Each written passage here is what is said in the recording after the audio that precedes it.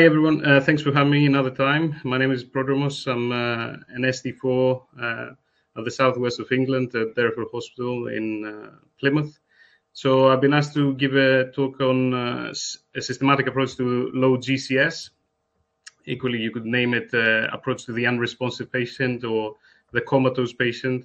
I'm going to give you a few seconds to, if you want to log on to this app, because we have a few questions and a few polls that you might be able to participate in, becomes a bit more interactive. So I'm going to give you, say, 10 seconds, 15 seconds to log on to that.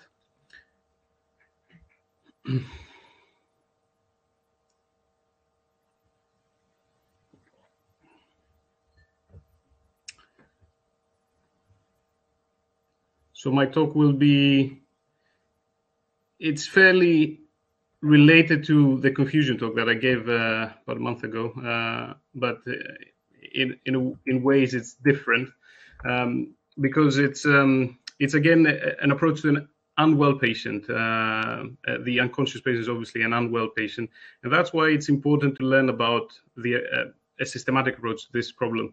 It's not an uncommon presentation to ED or on the wards. You will be quite often be asked to see unconscious patients as ED SHOs or F1s on the wards, and it's obviously a sign of a deteriorating patient. So most conditions, if you let them untreated for a period of time, they are bound to arrive to a comatose state before sort of the inevitable happens, and the diagnosis can be quite challenging. So in some ways, that's why it's a bit different from the approach to the confused patient, because you have to deal a lot more with neurological examination, and you have to have a good fundamental knowledge of some of the pathways in the brainstem, the neurological pathways in the brainstem, in order to make sense of what you're examining. But don't worry, we'll go through all of that, but always be mindful that this is an approach to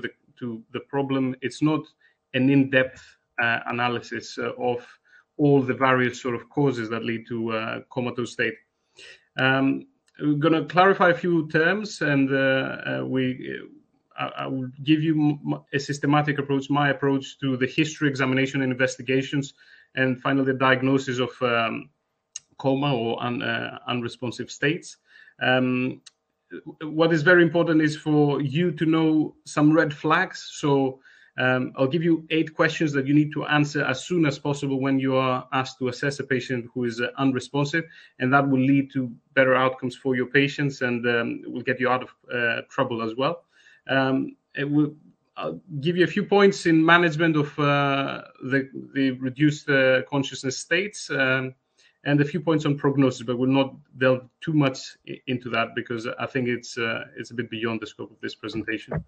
What I haven't included is an extensive review of the approach of and management of loss of consciousness states, the transient loss of consciousness states, such as syncopes or seizures, because these are covered in sort of other teaching sessions and are not, there's a different approach to them. So we'll be discussing on patients who are currently unresponsive, not something that has resolved. I have some recommended teaching here, reading, which you can check out on the transient loss of consciousness. So consciousness is a very broad term, umbrella term. It generally states the alertness and awareness of oneself, and also the awareness of their environment.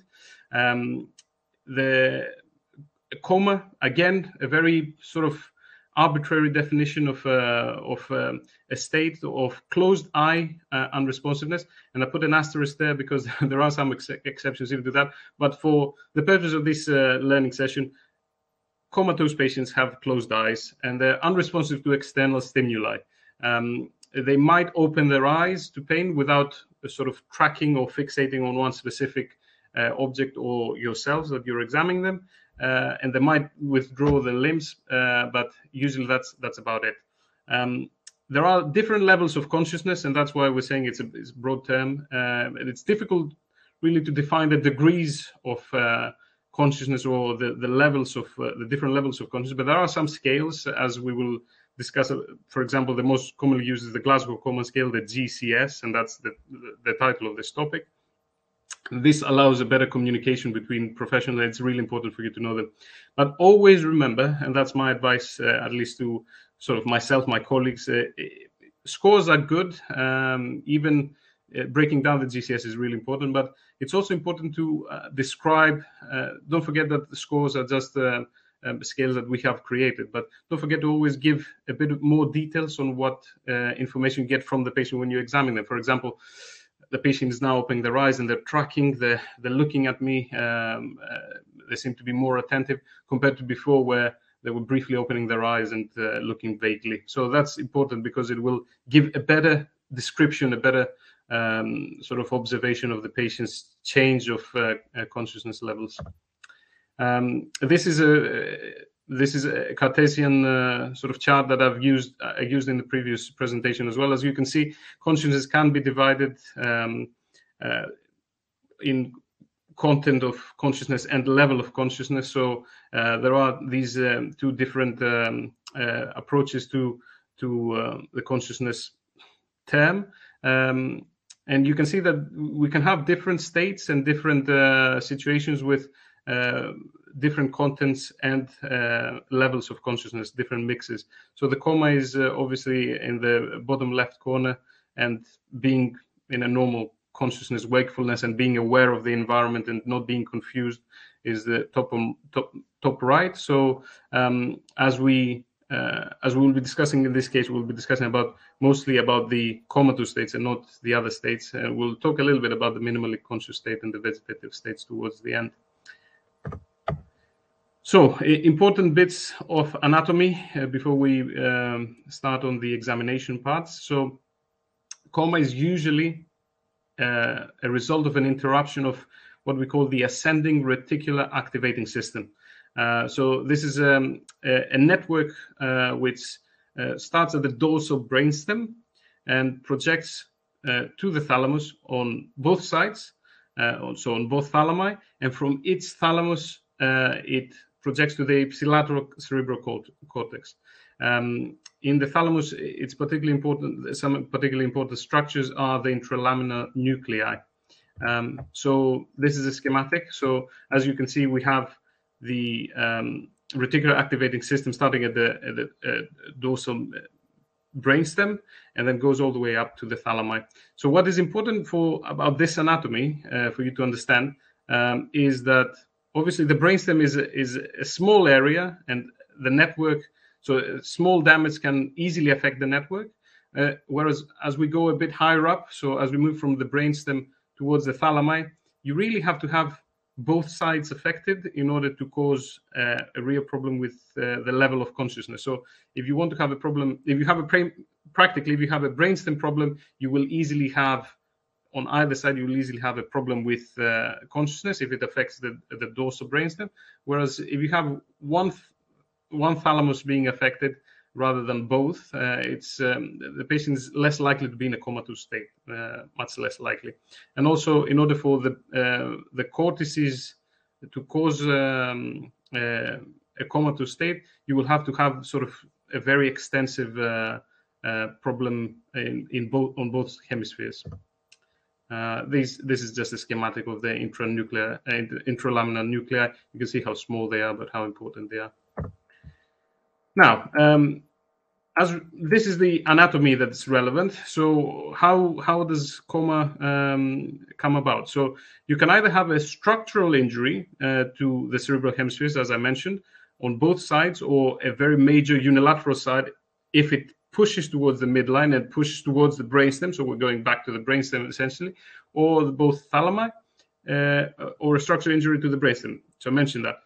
Now, the alternative way that you can have is you can have comatose states is if you have a very diffuse, diffuse global brain dysfunction. So if you have seizures that affect both hemispheres, if you have toxins that affect the brain as a whole, if you have an infection that affects the brain as a whole, or if you have metabolic or endocrine changes, those are bound to affect the brain as a whole. So if they are severe enough, they can cause a global dysfunction of the brain, and can lead to a comatose state. So in general, keep your mind on structural problems and where those might be, and in a way, if we rule those out, but also investigating for the other causes at the same time, then it's bound to be a diffuse metabolic or infectious or general diffuse problem of the brains. The approach is, in a way, simple. The structure is simple. The general approach will have, as a first step, stabilizing the patient, because obviously a patient in a comatose state, especially if it's an acute coma, may be at risk of imminent death or very severe disability, which you can do something about, and you can also even reverse it, as we will see. And then you have your standard structure of history examination, trying to localize the lesion, and then getting on with investigations based on what sort of opinion you have thus far with your examination in history, and thinking about what it might not be, what other things it can be which mimic coma. So we'll talk a little bit about that, and the management prognosis at the end. So I'll give you a few seconds to read up on the first question. That's pretty standard basic. So it's a common scenario. Well, not a very common one, I hope, but you imagine that you're walking up the stairs to your flat, and then you hear your neighbor cry for help in the corridor, and you try to help them, and you walk into their flat, and their partner or any person is lying on the floor, and they are seemingly unconscious. So it's just a question about what do you do. Do you start to ask your neighbor what happened? Do you go into much detail about that? These are all thoughts, by the way. Do you approach and check the unconscious person's pulse, or you check for signs of life in general? You call an ambulance straight away, or you check your pulse? Obviously, the last one is a joke. It's a reference to The House of God. It's an excellent novel.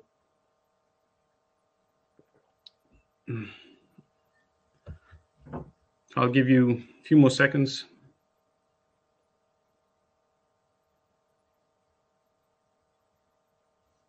All right, we have 14 responses.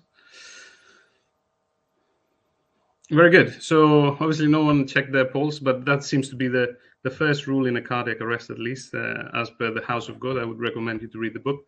It's obviously all it's a funny thing, but yeah. So I wouldn't say that all the first three ones, any of them is particularly wrong. So you'll probably do all these things all together, isn't it? So you will ask what happened and approach. You make sure that your surroundings are safe, and call for help if needed, which you probably need to. So I will not get into much of that, but you know your ABCDs, your BLS. It's again outside the scope, and I'm sure that you're very familiar with it. But you recognize the problem. You're most likely to be very good at that. So you see someone unwell, you recognize the problem, you call for help, you go check for signs of life, start CPR if you have to, and you try to get as much information as you can. So particularly important for comatose states, especially if the person does not require CPR. So if they're sort of still breathing, but they're in a comatose state, very unresponsive, is to get as much information as you can. So continuing on to this specific example, so you do your stabilization, you call emergency services, look at the time of your watch. So it's very important to time things because it will be important when we assess the information later in hospital, or your colleagues in hospital will assess the information, and you do a limited ABCD. For example, why you do that? If as you're getting the history, if you can ask quickly that, is the person diabetic? Yes. Did you check the blood glucose?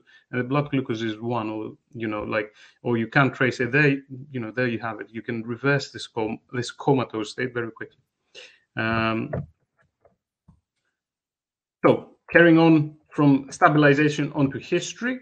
So you just use your own structure, but you follow the usual history taking, which is obviously can be a bit difficult. So if you have put the patient in sort of in a recovery position, there's not much more you can do. You're trying to get a bit more information about what happened. So how old is the person? Are they left or right-handed? This will be helpful in stroke cases. When did the symptoms start? How long? Have they been unconscious? Has there been any trauma, any head injury? You can check as well while you're doing that. Have they been breathing at all times, or when was the last time when they were seen completely well. You can ask about any preceding symptoms. Did they have any infections, any respiratory problems? Were they breathless before this happened?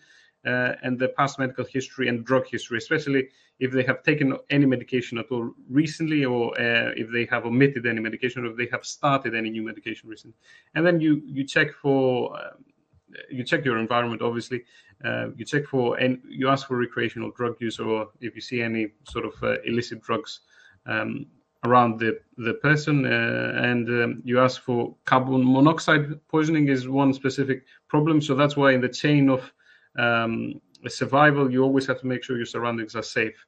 So you just ask a simple question. Obviously, if someone called you for help and they were in the same room, it's unlikely to be the case. Carbon monoxide poisoning, that is. So we move from the history to the examination. So being out of hospital, this is the same scenario, and I will move on to the in-hospital scenario later, because you will see that all these layers, you just build up on simple layers and you go on to more advanced and more sort of complex things that you can do for your patient. Is the examination at that stage is a simple ABCD that you can start doing. So you can check the pupils and see if they have eye movements and if the eyes are deviate to one side or the other. You can do a Glasgow Coma scale, and you can see if there are any abnormal movements, and you need to time and see and look clearly and be able to describe what you see. So I saw the person have clonic movements of their right arm, and their face was pale, or their jaw was clenched. So things, very simple descriptive terms. And this is just obviously the start of our approach. So that's why we're saying we're in the out of hospital unconscious patient. So you will not be able to do much for this patient unless they have a simple thing that you can reverse, or they need CPR and you have started that already. But if they are in a recovery position and you have all this information, when the paramedics arrive, you will give a very clear, detailed handover to the paramedics and provide your contact details. You will suggest to the person who invited you to do the same, to give you all the witnesses to give contact details, and ask them to be available for any communication that will come from the hospital later today. So the reason why I'm saying that is it might be a scenario that you will be involved in, but also this is what you will sort of request from the paramedics. So all of these little bits of history and all this information you will ask from the paramedics when they arrive to you, or you will try to seek that information whilst the patient is in the hospital. So, for example, you're a medical registrar doing a local shift in the emergency department. A patient is blue lighted to the recess after they were found unconscious in their home. What do? It's no different. So you will do the same things essentially, but you have more tools, you have more time, and you have more sort of investigative ways in order to find exactly what's happening. And you can assess more calmly. You have other colleagues doing at the same time the stabilization, for example, and you can order the investigations that can help you clarify and confirm or refute the suspicions that you have. So again, you will stabilize the patient and you will take the history if you can. Obviously, you cannot take the history from the patient, so that's one important difference from your classic sort of presentations in the emergency department or the hospital. But you can try to print the ambulance sheet, and you can try to get collateral history. And obviously, you will not prioritize taking collateral history over stabilizing the patient. So these things always run in parallel. So if someone stabilizes the patient, another person gets collateral history. And the history questions that you will ask were the ones that we mentioned before. So the onset, how quickly things progressed, the background medical history and drug history of the person. The reason why I'm mentioning all that, it might seem so trivial, but you will be surprised by how often we come to assess a patient in ICU, for example, and there's no clear history of how the person ended up in ICU. So what I'm trying to get at is, as a junior doctor, and even when you get more senior, in very complex cases or in cases that will make a difference to the patient if you have clear information. So look at it as a chain of events that happen throughout the patient's admission to the hospital. So if you're a link in this chain, I always used to say, try to be the strongest link. So try to get the most history that you can, put everything clear down in writing, and when your shift is over, maybe the problem will not be solved, but you will pass on clear information. You will urge others to do the same. So you move on to the examination now, having had some collateral history. And I usually separate the examination, neurological examination and general physical examination. I will move on to the neurological examination first. You will ask, what can I do to examine a patient who's comatose? Well, you can just examine generally what you can. So the examination is limited to what can be examined when a patient is comatose. Obviously, you cannot assess their language because they're unresponsive. So the main things that you have to assess is, first, you just have to confirm that the patient is in a comatose state, unresponsive, rather than encephalopathic, because that will be a different approach, similar but different. Encephalopathic meaning that they will be confused, they will be able to talk to you, but they will be confused and disorientated. But if we're talking about an unresponsive patient, as in our cases here, you will try to perform a coma scale, which you most likely have done already because you did your ABCDs, and then you will move on from head down towards the toes, I say. But generally, it's cranial nerve examination, and we'll specify what exactly you can do in that. You will check the breathing patterns of the patient that you have, and you will do a motor examination. And the motor examination is a specific things that you can check, because obviously the person cannot follow really instructions. So limited examination, limited history so far, but a systematic approach will give you the answers that you want. So starting off with the first steps of the examination. So we'll have this case. A patient arrives to the emergency department after they are found unconscious in their garden.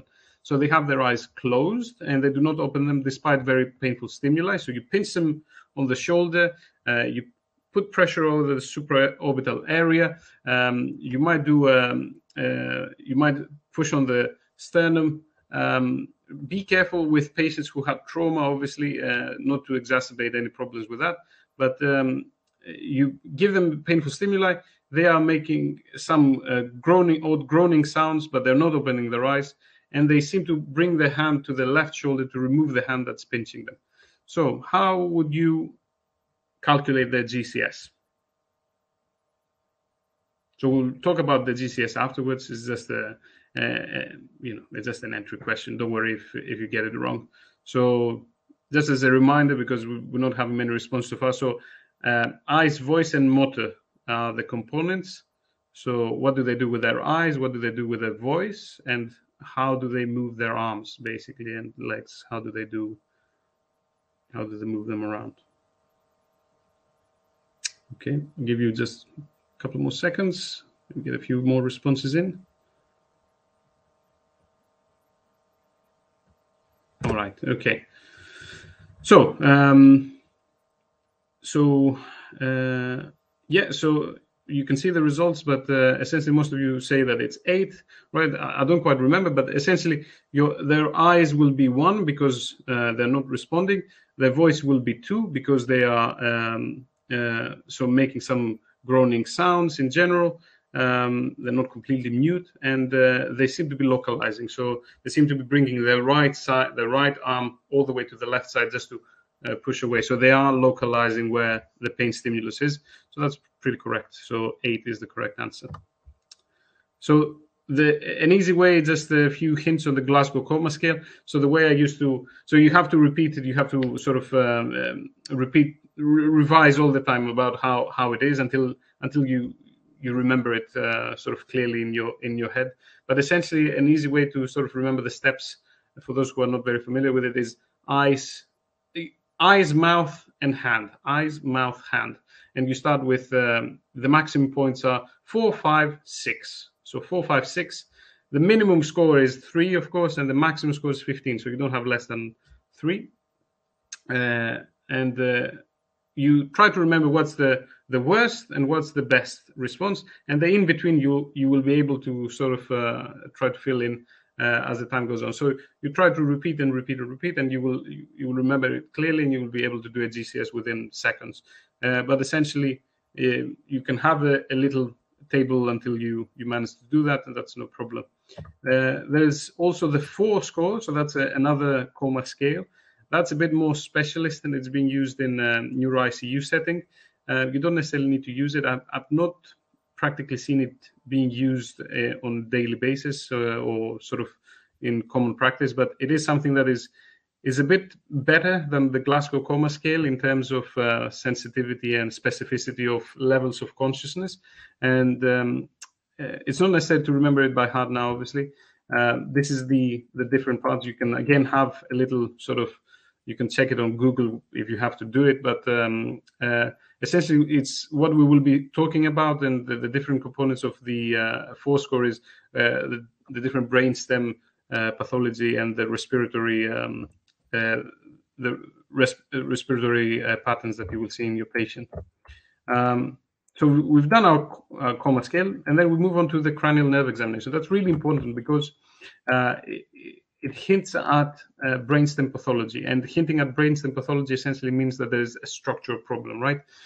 So it's important to do it in your comatose patients. And if you have difficulty doing that, because some of that will, or if you have problems interpreting the results, just write down what you have found and then seek help. It's no shame. It's quite complex, the neural pathways that you will see.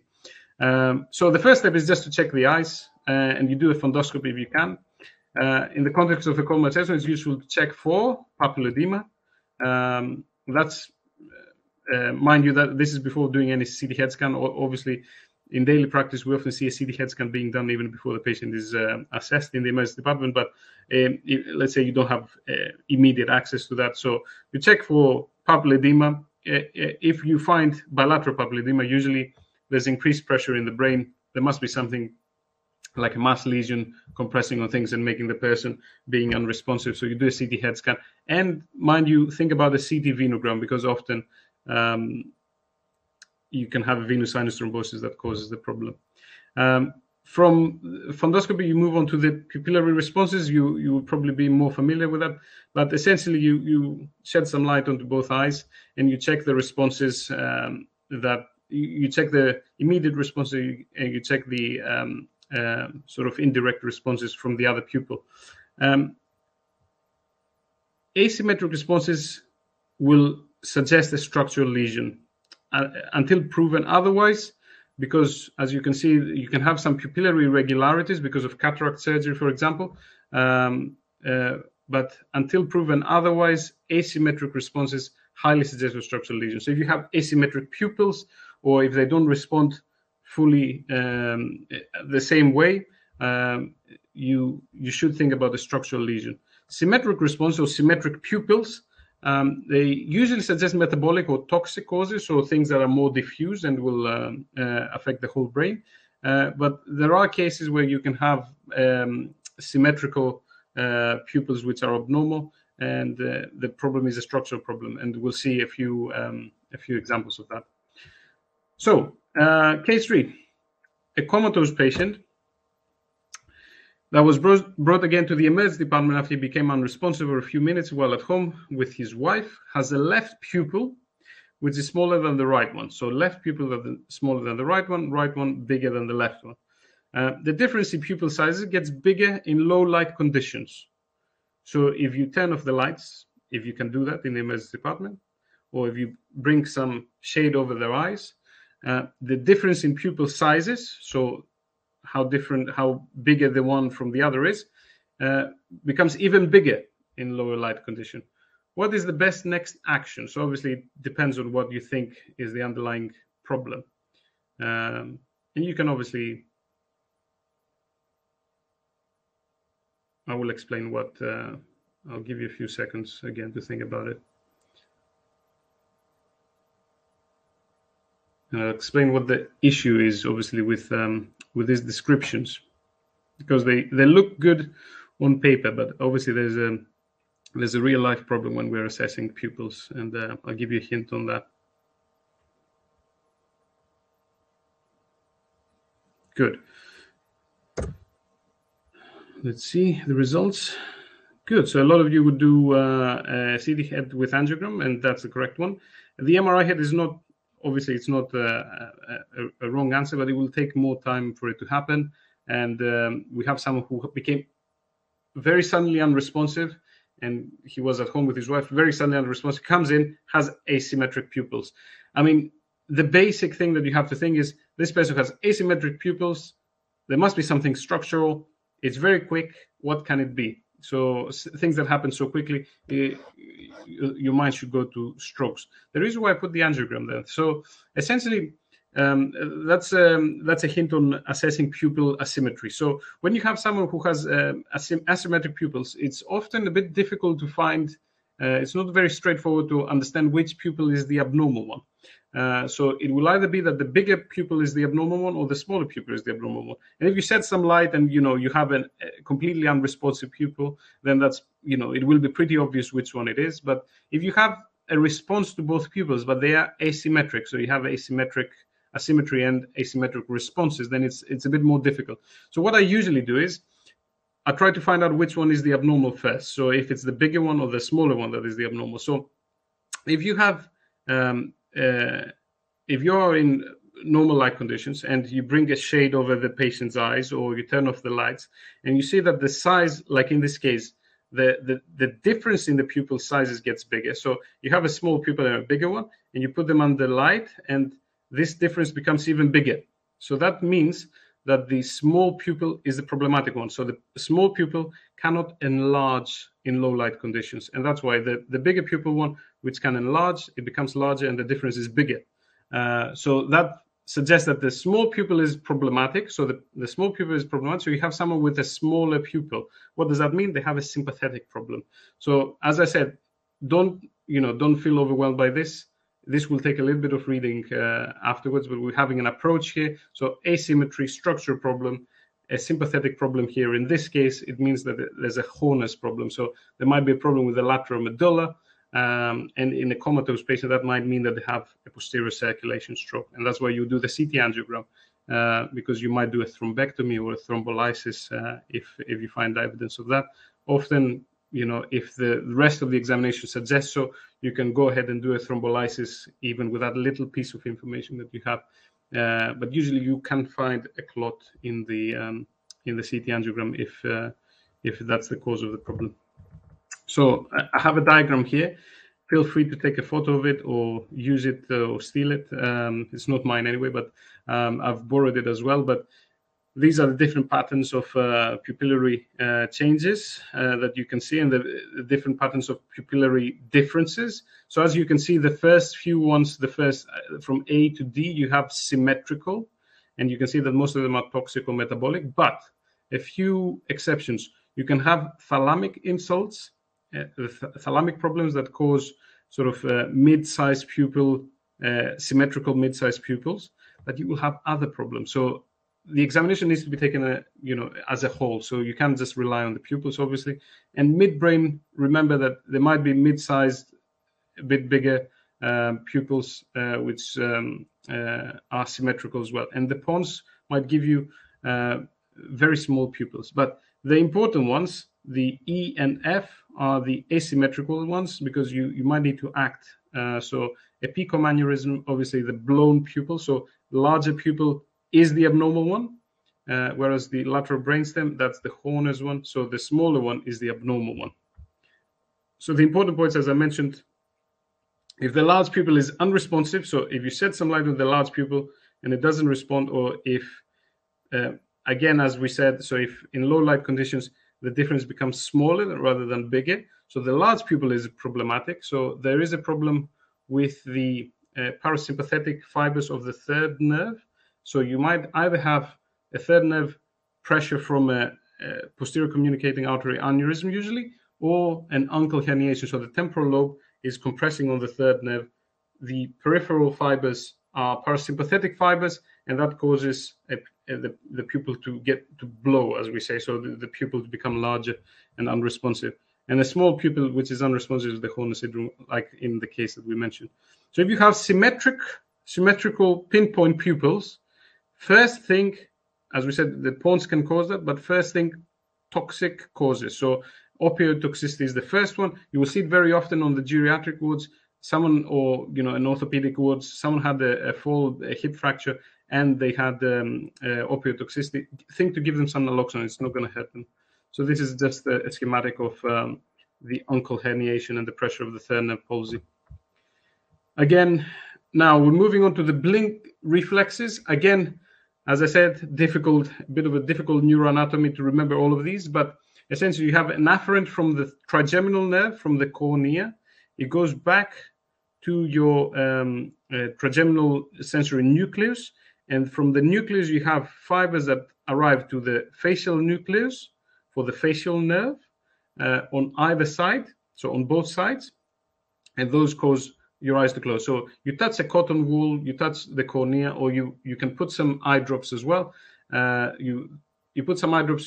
So obviously the patient has closed eyes, so you open their eyes slightly, and you can touch with a cotton wool, or you can put some eye drops, and you will still see the blink reflex. So just because you're pulling them slightly doesn't mean that the blink reflex is quite strong. So you will see the eyes trying to blink if it's normal.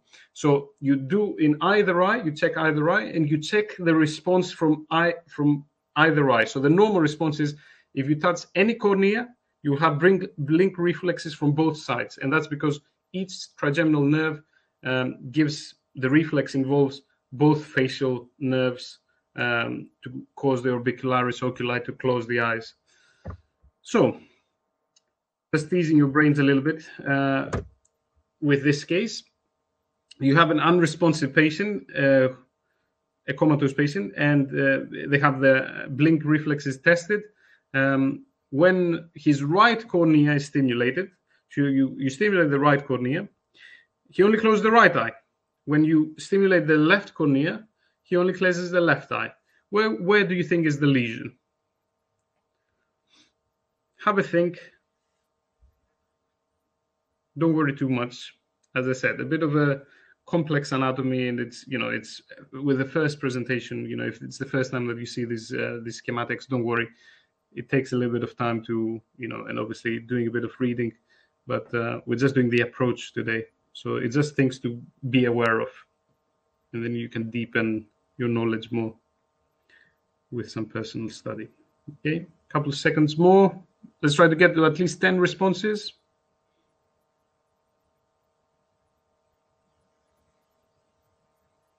Excellent. Very good. Good. So, right facial nerve. So I'm just going to answer each one just to give you an idea of why it might not be the answer or it might be the answer. So the right cornea is stimulated. He closes the right eye. If he had a right facial nerve, he wouldn't be able to close the right eye. I mean, that's in an ideal scenario where you have like a full sort of impairment of the right facial nerve, because that would cause the right eye to not be able to close. Bilateral trigeminal nerve. So if you had both trigeminal nerves problematic, then you wouldn't have any response, because the stimulus from either cornea wouldn't arrive to any sort of facial nuclei in order for the blink reflex to work. The midline pause, that's the correct answer. And we're going back to this essentially. So if you see from the trigeminal nerve, we have the fibers arriving to the left trigeminal sensory nucleus, and then you have fibers going to the ipsilateral facial nucleus and the contralateral. So from the left, it goes to the left and the right facial nucleus. So if you have, and imagine that the same thing is happening from the other side. So if you have something that cuts, that's in between, so it cuts these fibers that arrive from the one trigeminal nucleus to the other side, then you won't have a response on the other side. So you touch the right cornea, the trigeminal nerve will arrive to the sensory nucleus and the ipsilateral facial nerve and cause the eye to close. But because there's some problem, it will not arrive to the other side. And the same thing will happen with the other side. So you have essentially just the responses from the same side that you're touching. Again, a schematic here, which I find very helpful. Sometimes you can take a photo of that, have a sneak peek. So you can always remember, you can do the tests. If you're not sure, just write down and then think about it. It's not. You can do it as many times as you want. But if you're not sure, you can always sort of seek help, as we said. So when the other thing that we check in cranial nerve examination is the eye position, the eye movements. So always in comatose patients, think about horizontal and vertical eye movements. So if there is, so just check, where are the eyes placed? Are they moving together? Are they in the midline, or are they moved to one side or the other? And are they doing any movement? And are they sort of disconjugate is the other question. So if you have conjugate movements to one side horizontally, we'll get to that, but it could be because of a stroke or seizures. So it can be because of a hemispheric problem or a pontine problem. But it means like there's a structural problem that's happening in the brain. There's some activity that's moving both eyes towards one side or the other side. Usually you need to have them in a neutral position if you don't want to have an active sort of structural problem. You can have there can be a lot of abnormal movements, dipping, bobbing, ping pong. So these movements, I would suggest you just excuse me. You can have a look at some videos on YouTube. There's like free available videos on YouTube. And you can see examples of those, but essentially most of them excuse me, can reflect metabolic encephalopathies or brainstem damage. So they're not extremely good at localizing. If you have disconjugate, if you have skew deviation, then that suggests a brainstem lesion. So one eye is one level and the other eye on the vertical plane is on a different level. If you have both eyes pushing downwards, so if they're looking downwards in a very tonic position, that means that there is something pushing on the dorsal brainstem. So the dorsal midbrain lesion, like a pineal sort of tumor or a cyst or any kind of a bleed that might be pushing on the brainstem, on the top, on the midbrain, pushing them and causing the eyes to go down.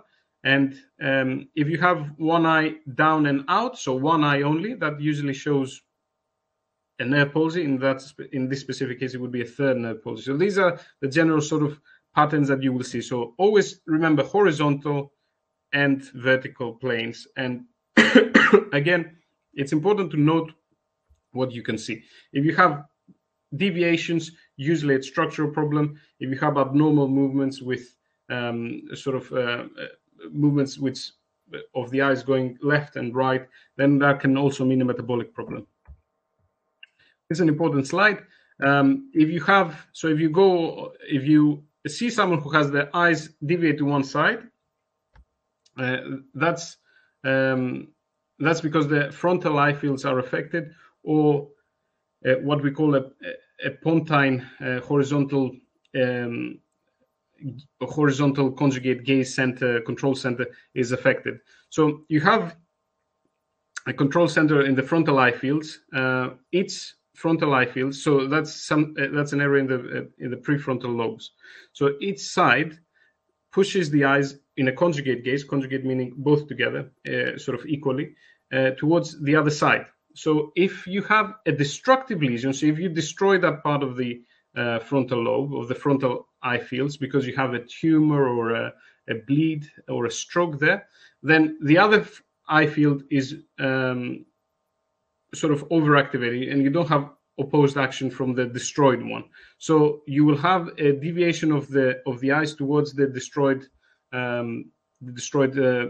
area. So if you have a stroke or a tumor, basically the eyes will look towards the stroke or the tumor. So that's an important thing to remember. The opposite, unfortunately, happens but obviously if you have a stroke on the right side, you will have a weakness on the left side. You will have eyes deviated. The eyes will look towards the stroke, but the weakness will be on the opposite side. So that would be an important thing to remember. If you have a seizure now, the seizure will affect the left side, but because you're not having a destruction of the frontal eye fields, but irritation, the eyes will push on to the opposite side. So the eyes will look away from a seizure, but towards a stroke if it's in the frontal eye fields. Unfortunately, it gets a bit more complicated if you have a pontine lesion, but for purposes of sort of large strokes, large MCA strokes, which might cause sort of reduced consciousness, if you have a movement to one side and a weakness on the opposite side, think about a stroke or a tumor, a structural problem.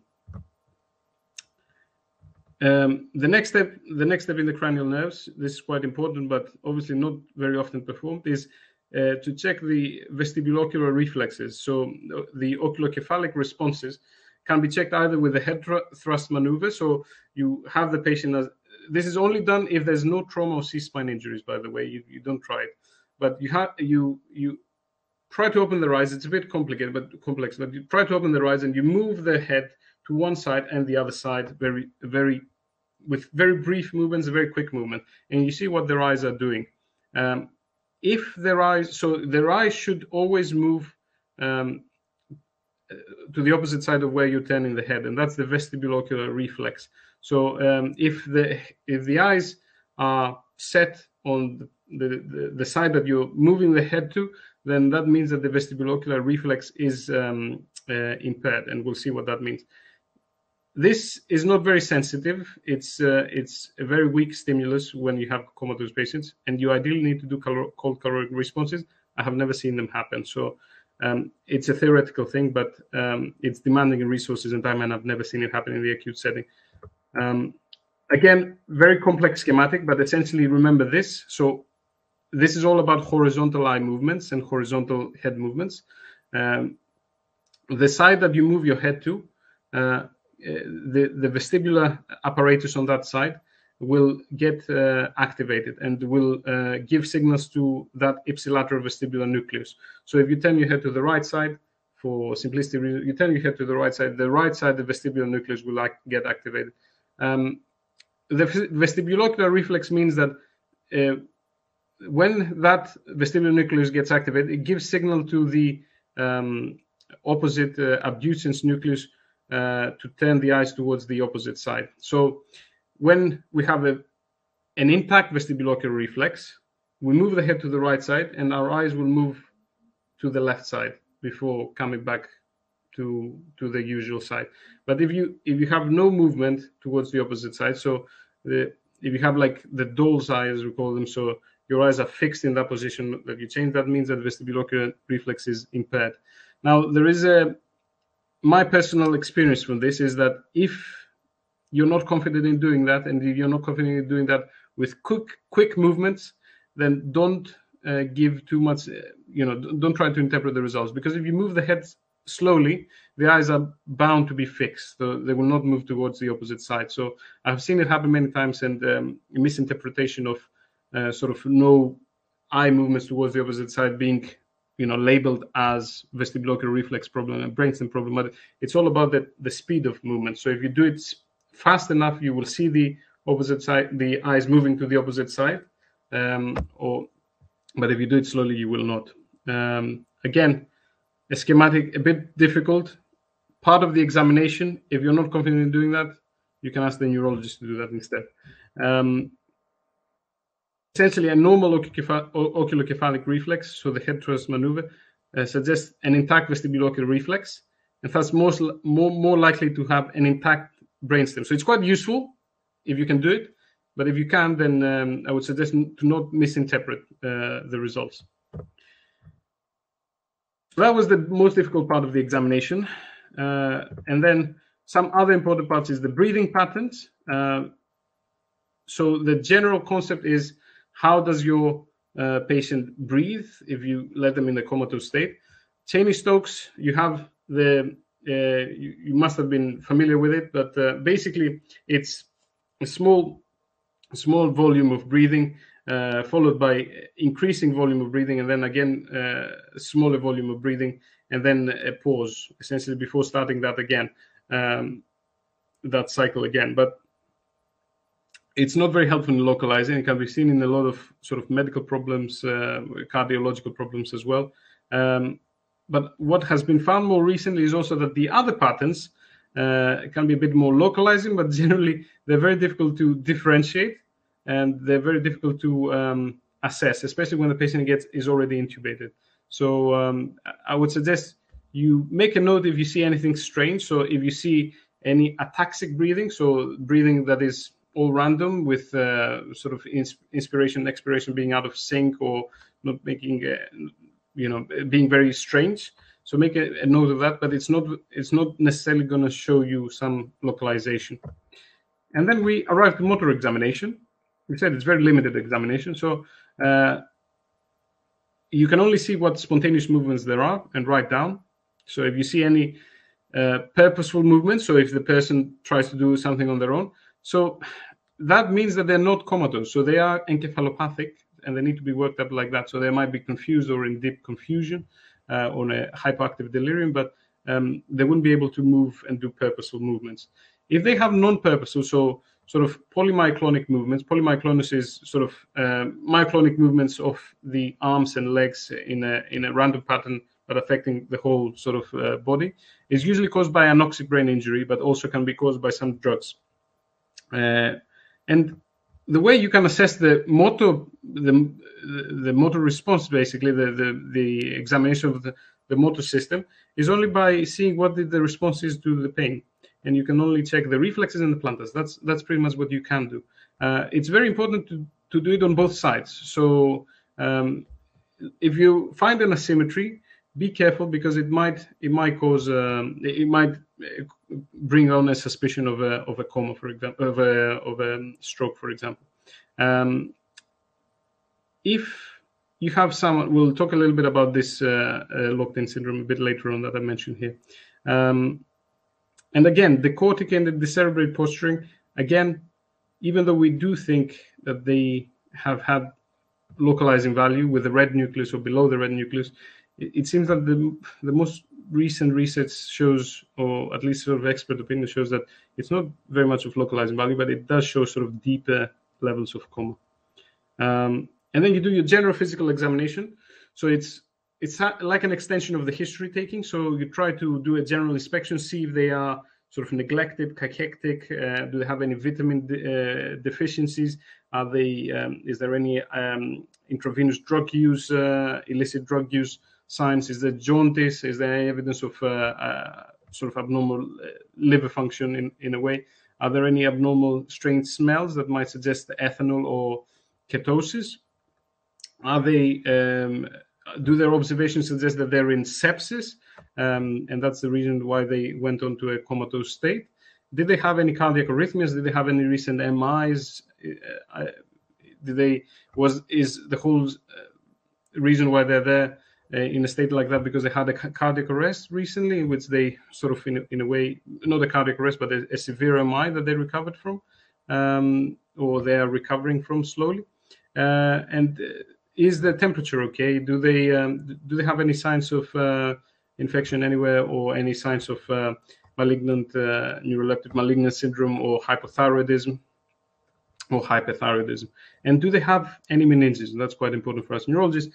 Do they just move their head, see if they're having any sort of reflex movements, which might suggest they have a CNS infection?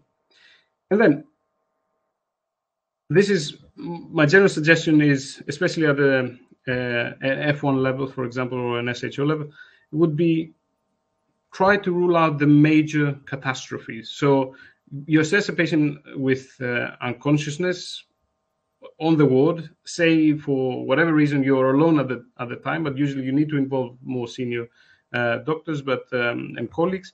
But try to answer these 8 questions, and you will be able to do the best that you can do for that first assessment of sort of an unresponsive patient. So could this be a major anoxic or ischemic insult to the brain? So it could be a major stroke or a major myocardial infarction that led to an anoxic injury to the brain. Could this be an intoxication? Very easy. You can smell, you can get the history from the collateral history. We suggest that. Could this be a CNS infection? Is there a recent flu-like illness, temperature, meningism, or seizures and confusion preceding whatever happened? Are they immunosuppressed, which might raise the suspicion of a CNS infection? Could this be hypoglycemia or hyperglycemia? Very easy. You just check the glucose. Hyponatremia, you will have that on an ABG or a VBG as soon as they arrive in the emergency department. Could this be a non-convulsive status epilepticus? This is something that most people don't think about, but if there is seizure activity preceding all that, or a history of epilepsy or not well-controlled epilepsy, and the person is taking a long time to recover, then non-convulsive status epilepticus, so they are in a state of status, but it's not presenting itself with convulsions, might be causing them to be in a comatose state. So that will be assessed with an EEG. And could this be an embolus to the basilar artery, which can cause coma and can be catastrophic, but you can save them and reverse their disability to an extent. If you thrombolize, for example, you arrange for a thrombectomy, and the way to do that, to consider that, is if you see brainstem signs, essentially, and that's why it's so important, the examination and how quickly things came on. If they came on suddenly, then the stroke is suggested. Basilar artery can be the culprit. Could this be psychogenic? Essentially, I will mention a little bit about that, but psychogenic, again, it can be often it's not going to be very, very uncommon for psychogenic unconscious or unresponsive to get intubated, for example, but you will be looking for some positive psychogenic signs, which I will mention a bit later on. Again, so the next step after you've done all of this is you try to localize the lesion by remembering the anatomy that we mentioned, remembering the potential etiological categories that we mentioned, so structural or sort of more diffuse metabolic problems. And we'll go on to a few cases for that. So we have a 42-year-old man who was brought in with a sudden onset right-sided weakness. A left MCA infarct was already diagnosed in the emergency department. He was thrombolized and he had a thrombectomy. But later in the day, the same day that he had all that, after he recovered from the initial sort of state that he was in with the left MCA infarct, he started dropping his consciousness level. So he initially had his eyes open and was following instructions, and then he suddenly had his eyes closed, barely opening them, and he wasn't really sort of localizing. So we planned to rescan him, but in the meantime, he also developed anisocoria. So initially, he didn't have that when he started being a bit less responsive. But then upon re-reviews, so you remember we always re-review these patients who are unwell, he develops anisocoria while waiting for the CT scan. And he has a left-sided dilated and unresponsive to light pupil. What do you think is the likely cause? So as we said, obviously you see this.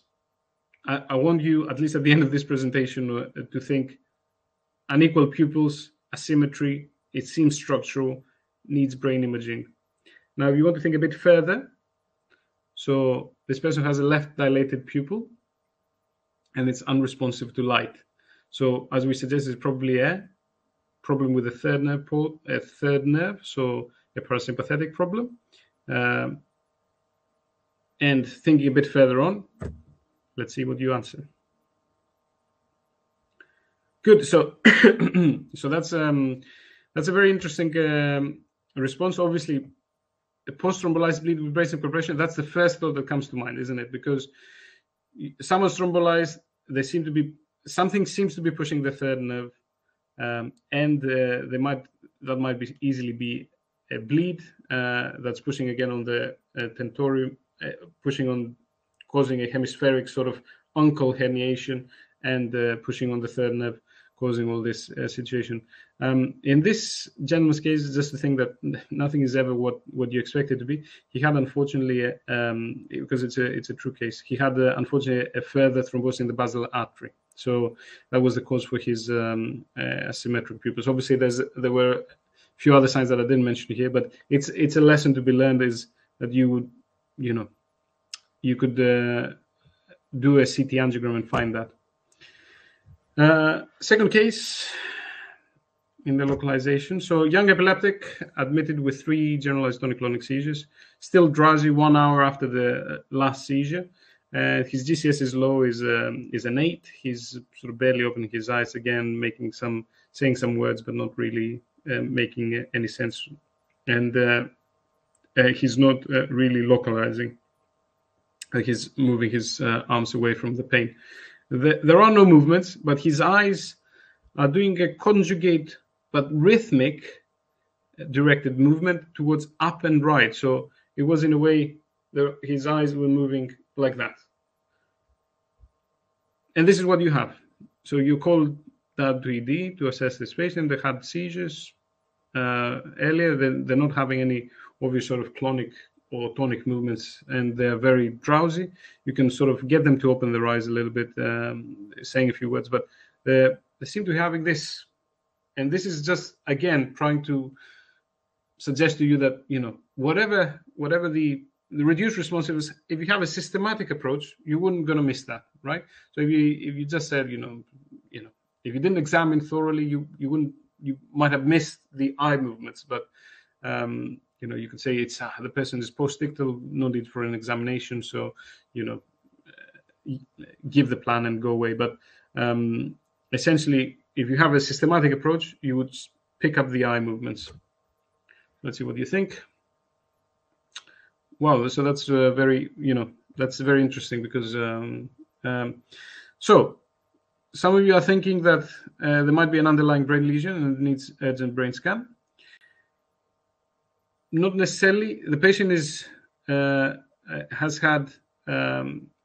non-epileptic. There's a lot of history missing, so I'll give you that. So there's a lot of history missing from here. So are they taking the medication? Is there any other reason why they might have gone into this situation? If they didn't have a seizure for 10 years and now they had one, then obviously they need a brain scan. So we're not necessarily saying answers are right or wrong, obviously, but you have just a little bit of information there. So just a simple message to get through to you is ongoing seizure activity, no generalized movement, so can observe. So that's one sort of approach. Ongoing seizure activity, give benzodiazepines is the other approach, and there's a clear cause, so you would request some scan. So these are the difficult cases, very difficult cases where this person has seizures. So these are a manifestation of seizures. What has happened is the person has had generalized tonic-clonic seizures. Their brain is basically, in a way, tired. Their neurons are tired, and that's why they're not manifesting any tonic or clonic movement. So they have, in a way, a non-convulsive status because their eyes are still moving in a rhythmic way. So it's still suggested that they're having seizures. So you give them some benzodiazepines and they settle. The reason why I wouldn't observe is because they've had lots of seizures, so they might be in a way in what we call a post-status epilepticus, non-convulsive status epilepticus. So it's a bit of a complex one, but essentially you do a systematic approach. If something doesn't sit well with you, you speak with your senior. I will give them benzodiazepines and they settle. You need to give them benzodiazepines, essentially.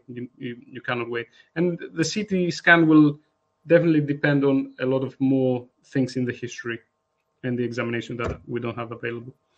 So we've done what we can. So we take a history examination, we localize the lesion if possible, or we have an idea about where the lesion might be.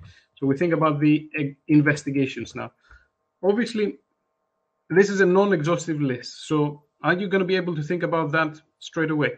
If you have a systematic approach to your history and examination, your investigations will need to come in a stepwise approach again. I would start off with some investigations that are very easily obtainable and can give a lot of information, and then move on to more specialized investigations. So you obviously take your history examination, do your CT head scan. Practically everyone who is very unresponsive will require some kind of brain imaging, and a CT head scan will pick up most of the things. Do an ECG to make sure that there's no cardiac causes or any cardiac abnormality or arrhythmias. Some basic blood tests, and includes the thyroid function tests and an ABG. So if you do these things, you will rule out most of the major causes, metabolic causes of an unresponsive patient, and pick up big structural abnormalities or any heart abnormalities that might be causing that. If you don't find answers, then you move on and you do more specialized tests. You try to arrange for an MRI scan. The MRI scan practically is useful in just a few sort of scenarios compared to a CT and a CTA. So it can pick up hypoxic brain injury more quickly. It can pick up strokes that are a bit cryptogenic, so not cryptogenic, so they're a bit more difficult to pick up with a CT head scan. So brainstem strokes or little thalamic strokes can be picked up with the MRI, not with the CT scan so easily. It can pick up PRES, so posterior reversible encephalopathy syndrome, which can manifest with confusion and seizures, can lead to a comatose state. And it can also pick up sort of some obscure encephalitides. EEG can pick up non-convulsive status, and the lumbar puncture will pick up your sort of inflammatory, autoimmune or inflammatory or infectious causes for CNS infections as causes for your unsupposed patient. if you've done all that and you still haven't arrived to a result, then you just need to go back again, and you need to think about the history again and think about the examination again. So that's why I was saying that, like, it's a chain of events, and sometimes, people with unresponsiveness, we will not get the answer straight away. It might take a month, or it might take a few weeks for us to get the answer, because things will evolve. Very, very difficult to deal with encephalitis might not play all their cards from day 1 or 2. So every step on this sort of way on how the patient has been managed and how clearly things have been passed on from one team member to the other will play a significant role in their prognostication. So we're going to move on to one case, which is important for my next point. We're approaching the end. So this is an important case and has a lot to teach, I think. It did teach me a lot. So we have a 68-year-old man. He has a 1-week history of deteriorating mobility overall. So the history is that, he has been moving less and less, staying in bed more time, as per the family. He was referred to us whilst he was in the hospital because of reduced responsiveness. This is getting gradually worse. So this is all you get. The patient is not very responsive. So you need to get more history, but you need to assess them as well. So you go to examine them, and they're opening their eyes, and they move them up and down, and they blink when you ask them, but he's not verbalizing, and he's not really able to track around. He has no motor response to pain. There's no movement at all, and his reflexes are absent. And his plantars are mute. So what is the GCS? It's a bit difficult, obviously. It's maybe 5 more seconds.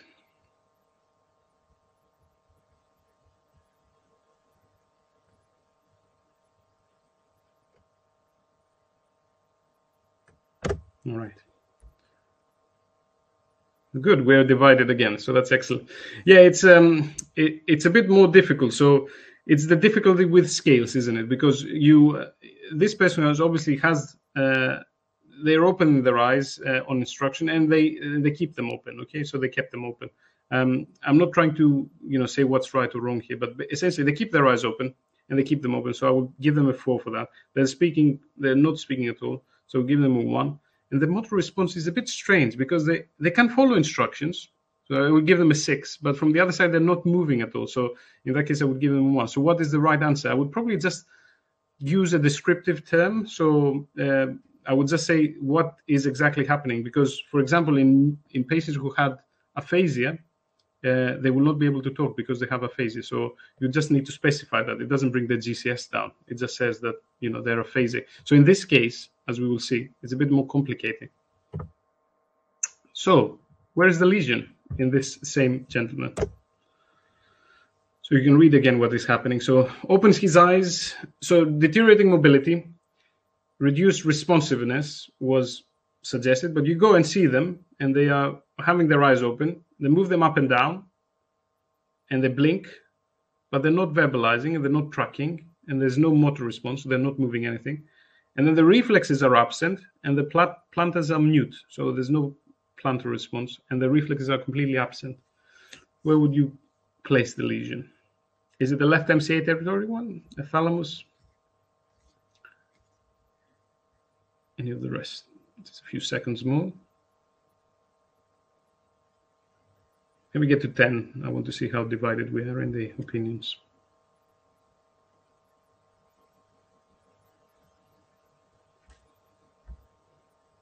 One more.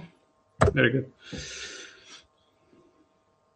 Excellent. We are divided. That's great. So left MCA territory, I would expect the person to just have, right-sided weakness. They wouldn't necessarily have the left-sided weakness. They seem to be completely weak everywhere, not moving. So I would just probably not think the left MCA as the first one.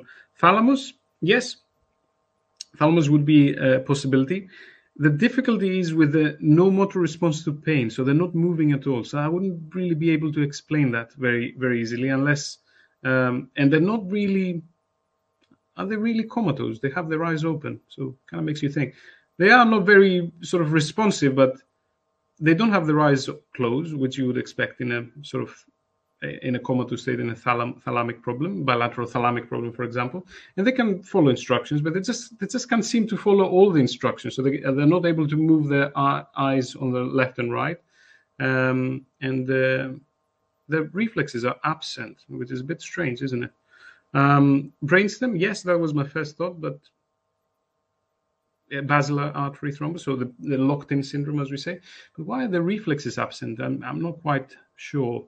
Spinal cord, it would explain a lot of the things, but it wouldn't explain sort of the problems with being able to move eyes or follow instructions as easily, these instructions. So this man wasn't able to stick out his tongue or do anything else, which I didn't mention. Obviously, that was my mistake. So the spinal cord will explain a lot of the weakness, perhaps not the absent reflexes, but yeah, in some occasions, yes, but not there. And I see no one put peripheral nerves. Let's see if that's important. What investigations would you consider in this case then? What would you do? The patient has been in for perhaps a week, and you've been asked to see them with this case, and you made up your mind. What do we give a first thing? The management is a plus or minus, so you don't necessarily need to do the management, but just as an investigation, plus minus the management, I'm putting it here.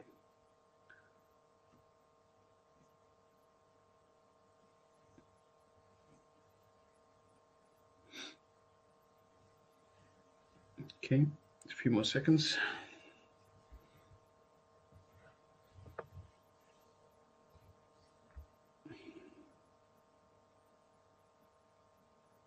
All right. All right. Good. Very good. We're divided again. I see some people have put the nerve conduction studies in EMG. So incredibly, this man had basically, it brings me to my next point, but this man had a Guillain-Barré type or Miller-Fisher type problem, which caused him to become extremely weak. He couldn't move, so he was locked in a way, but not from a central cause, but from a peripheral cause. And because it came on very quickly, and it was a bit, his baseline was not very good.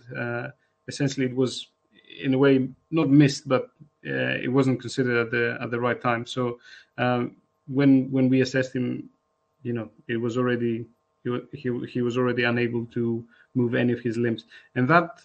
The hint to that is actually the completely absent reflexes. Would you think about that? So, just the completely absent reflexes would made a difference of what we thought the problem was compared to, for example, a basilar artery thrombus, which would have caused the classic locked-in syndrome. So he was essentially able to move his eyes up and down and not do much else. He could sort of blink and move his eyes up and down. So that's sort of essentially a locked-in syndrome. But the interesting thing was the cause of that.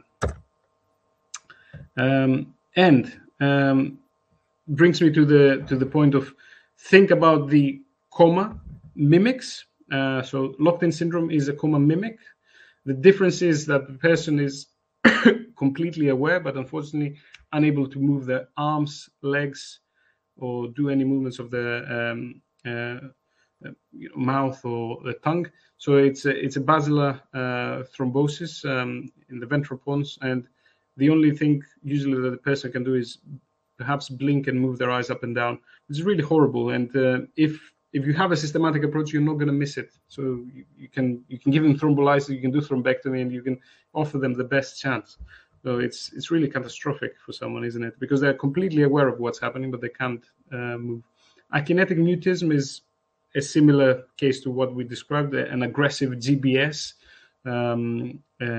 or a very rapid neurodegenerative condition like prion can, cause you to be in a state where you're not really moving, or you usually have your eyes open, and that's the difference. So you have your eyes open, and it's the way things have progressed. Really, you will see other clinical signs. Obviously, you see myoclonus, perhaps, or absent reflexes in other cases.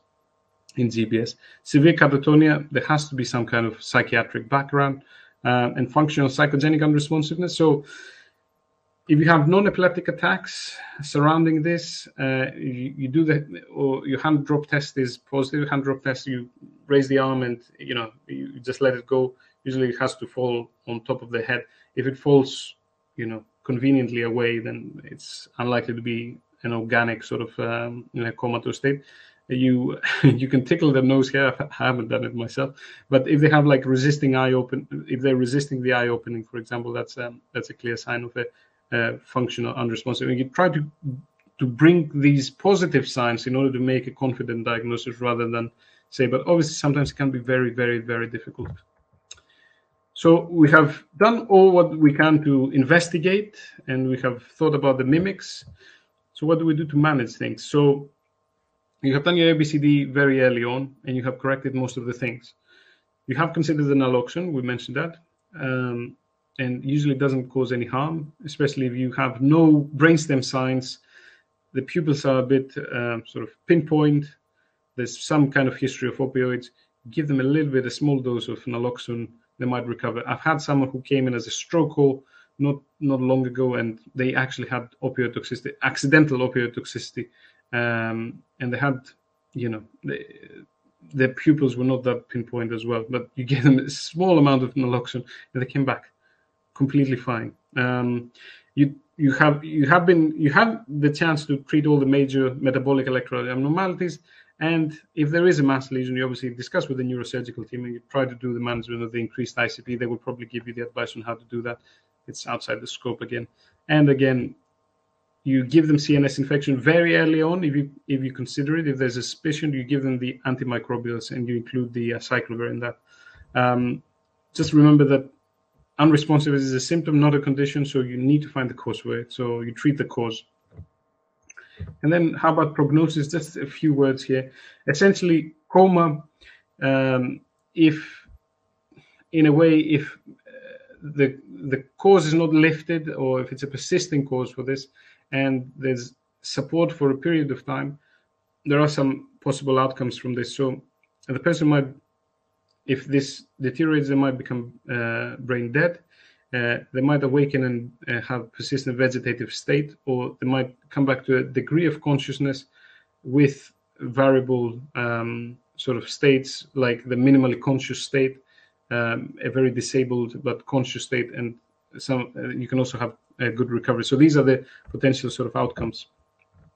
It's very much based on what the cause is, how long it stays there, and what kind of support has been offered in the meantime. There are some predictors, but they are mostly used for anoxic brain injury after cardiac arrest. Again, it's a bit outside the scope. Usually it's for neurologists to deal with, but there are some predictors of how things might evolve. And the minimally conscious state and the persistent vegetative state are some of the states, the two states that the person might come out of if they're not if they don't recover and they don't become brain dead. And they have some mild difficulty. So these are the states where the person is not really communicated with the environment, and they might have a return of the sleep-wake cycle that they didn't have during the coma, but they're minimally communicative. In the minimally conscious state, you might have a bit more responsiveness in the sense that they might say simple words even, or might do simple instructions, and that in that way is better than a PVS, but again, not a very good outcome.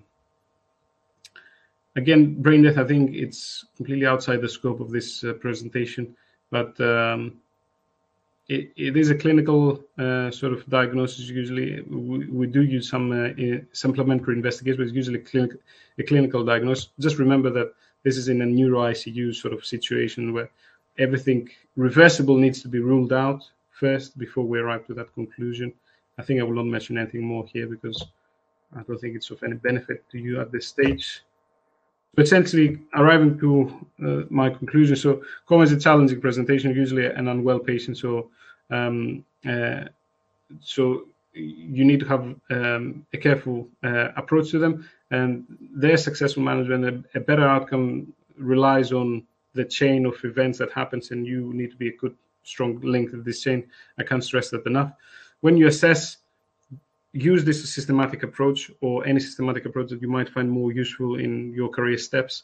But ask yourselves these 8 questions that we said, the 8 red flags, and manage all the easily reversible and serious causes which might cause deterioration if they're not dealt in quickly.